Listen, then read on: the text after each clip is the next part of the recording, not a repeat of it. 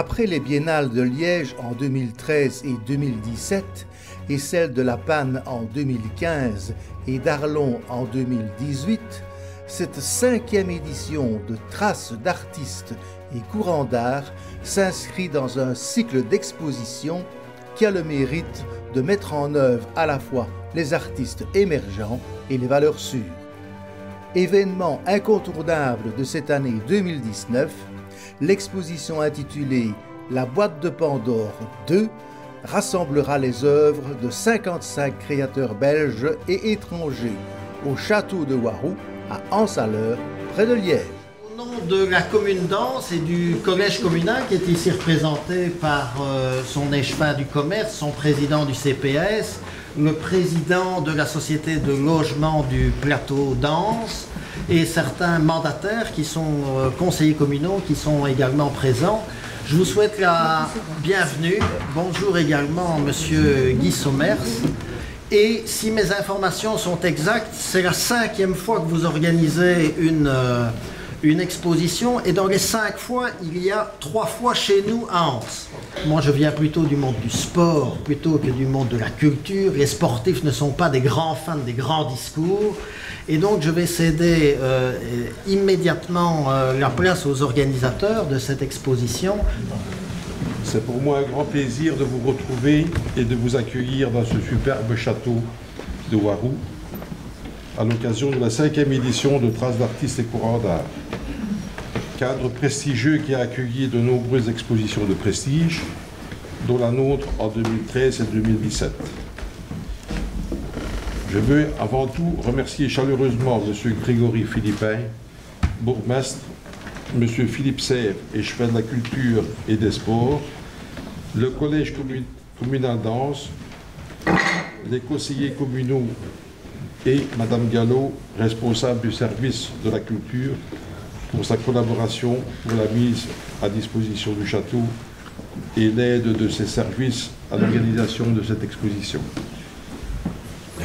Parmi les membres fondateurs, on retrouve des noms prestigieux comme Alexander Calder, Gino Severini, Giacomo Manzu, Marino Marini, Sébastien Mata, Léonore Fini, Johan Miro, Henri Moore, Pablo Picasso, Victor Vasarely.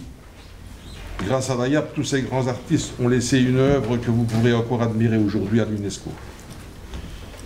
Pour ce qui concerne les membres fondateurs du comité belge, on retrouve des noms prestigieux comme René Magritte, Paul Dalvaux, Paul Bury et Roger Sobune. Après notre première édition au château de Waroux en 2013, la 2e à la Maison de la Culture de La Panne, la 3e de nouveau au château de Waroux en 2018 et la 4e au Palais des Expositions à Arlon, voici notre 5e édition de Traces d'artistes et courants d'art. Notre commissaire d'exposition, Lucien Rama, critique d'art international, a pris pour la 2e fois comme fil conducteur la boîte de Pandore. Ce thème d'interprétation déployé sur les 2 étages du château a le mérite de mettre en valeur à la fois les artistes émergents et les valeurs sûres. Comme vous le constaterez, les œuvres présentées sont multiples et variées, tant sur le plan technique qu'esthétique. Volontairement, nous faisons le choix d'une exposition tout public afin de conserver cette simplicité et convivialité qui nous caractérise. Vaste panorama de la création contemporaine, car la diversité des courants artistiques représentés offre une sélection très riche qui ne laissera personne indifférent. Je tiens donc à remercier M. Lucien Rama, notre talentueux commissaire, l'ensemble des artistes présents à cette exposition, mais aussi à M. Bernard Mélard, ancien préparateur d'exposition des musées de la ville de Liège, et notre ami Jean Comte et tous les membres de notre association qui se sont investis pour cette manifestation. Au nom des artistes et en mon nom, je tiens à vous remercier très sincèrement pour votre présence et vous souhaite de passer un agréable moment en notre compagnie.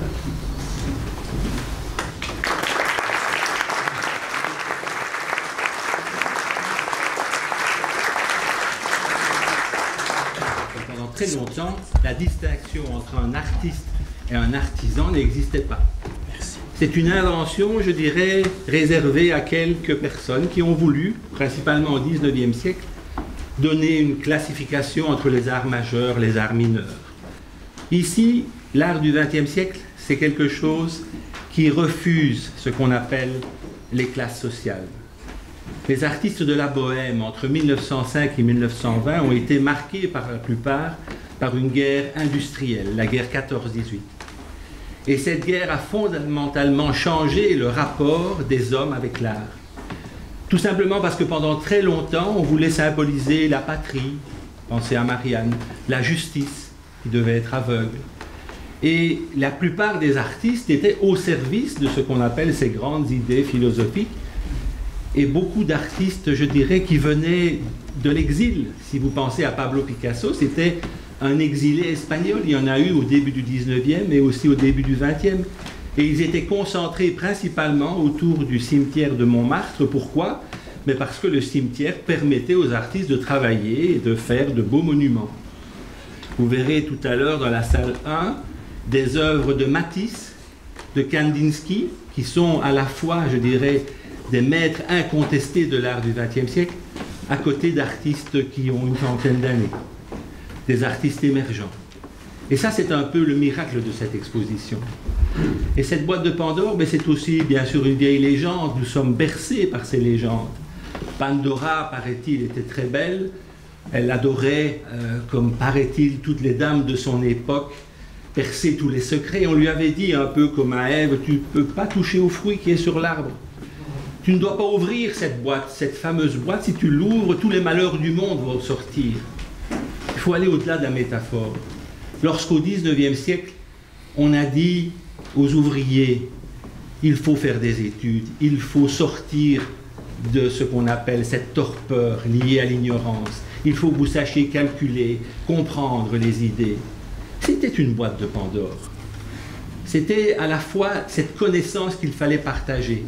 Et les artistes qui sont ici ont très bien compris cette dimension, c'est-à-dire ouvrir l'art à tous ceux et à toutes celles qui veulent en faire sans distinction, sans école. Et pendant très longtemps, en tant que critique d'art, on était formé à ce qu'on appelle la classification, retrouver ces petites fiches, les périodes, les influences. Mais c'est impossible. C'est tout à fait utopique. Il y a autant d'art qu'il y a d'artistes, tout simplement. L'art, c'est avant tout du partage. Donc le choix qui a été fait par les artistes d'aborder ce sujet de la boîte de Pandore, c'est-à-dire cette boîte que l'on ouvre et d'où sortent tous les malheurs de la Terre, vous verrez différentes interprétations. La boîte de Pandore, à notre époque, c'est notre globe terrestre. Vous verrez les métaphores sur l'avenir de la Terre. On a joué pendant très très longtemps avec l'énergie fossile. Aujourd'hui, on se rend compte que l'océan n'est pas cette mesure infranchissable. L'océan, il a accepté tout ce que nous avons déjeté pendant pratiquement 2 à 3 siècles d'industrialisation. C'est une boîte de Pandore à sa façon. Vous verrez que les thèmes abordés, notamment dans la salle 3, dans la salle 4, je ne peux pas bien sûr mentionner tous les artistes qui sont présents, j'irai beaucoup trop long, je serai trop long dans mon discours, mais je dirais le fil conducteur de l'ensemble de ces démarches, c'est de se dire, il n'y a pas un cadre établi. Il n'y a pas simplement cette belle représentation d'une belle dame de l'Antiquité autour d'une boîte mystérieuse. Chaque œuvre d'art ici est un questionnement. Et ce questionnement, il y a bien sûr Modigliani, dont on a parlé dans la salle 3. Vous allez voir une œuvre qui est dans la vitrine centrale, qui est une œuvre africaine qu'on appelle d'une tribu, les Baoulés, dont Modigliani s'est inspiré largement. Comme la plupart des artistes, Picasso est un grand voleur. Il n'a pas seulement été, avec Apollinaire, je dirais, inculpé, ceci l'histoire bien sûr l'oublie, de vol de statues ibères à l'époque où au Louvre, à l'époque, on ne connaissait pas le mot gardien. D'ailleurs, vous le savez, la Joconde a été dérobée par un vitrier qui voulait la rendre à l'Italie, puisque d'après ces informations, Napoléon Bonaparte avait volé la Joconde. Non, non. La Joconde a été payée. Elle a été payée par François Ier, elle appartient bien à la France. Ce que Napoléon a volé, ce sont les manuscrits de Léonard de Vinci, et aujourd'hui toujours, la France refuse de les restituer. C'est un peu, je dirais, les paradoxes de l'histoire. Donc c'est à la fois l'art valeur, l'art refuge, l'art spéculation que l'on connaît un petit peu. Lorsque vous ouvrez un journal, on vous dira, vous savez, Modigliani acheté par un musée chinois il y a 1 an, on a payé 250 millions d'euros pour une toile de Modigliani. Et on se pose la question de savoir, art ou argent, art ou valeur?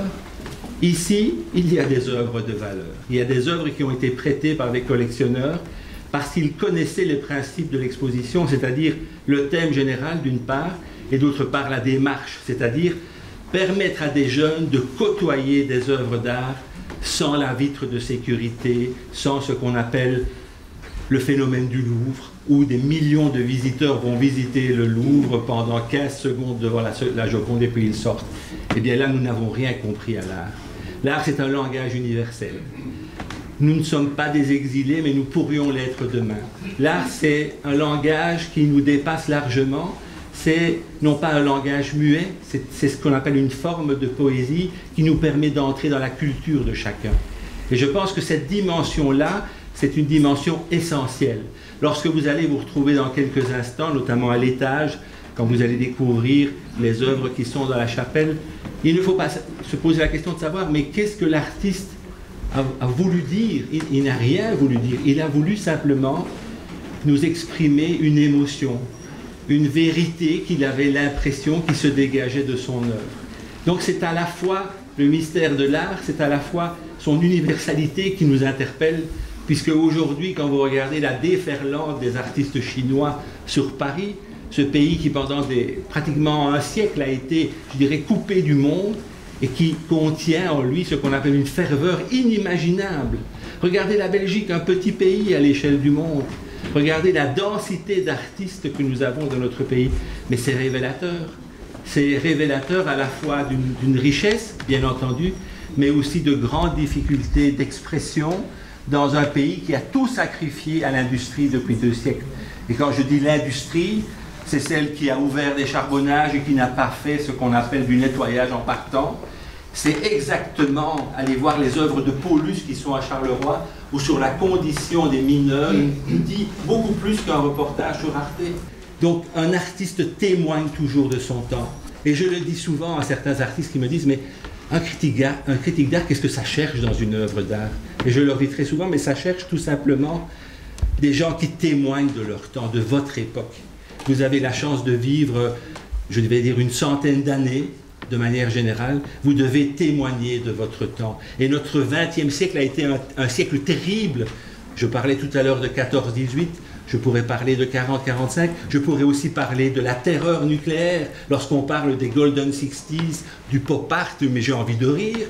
On avait peur dans les années 60, on avait peur à Cuba quand on a eu le sentiment que les missiles allaient être pointés sur nous.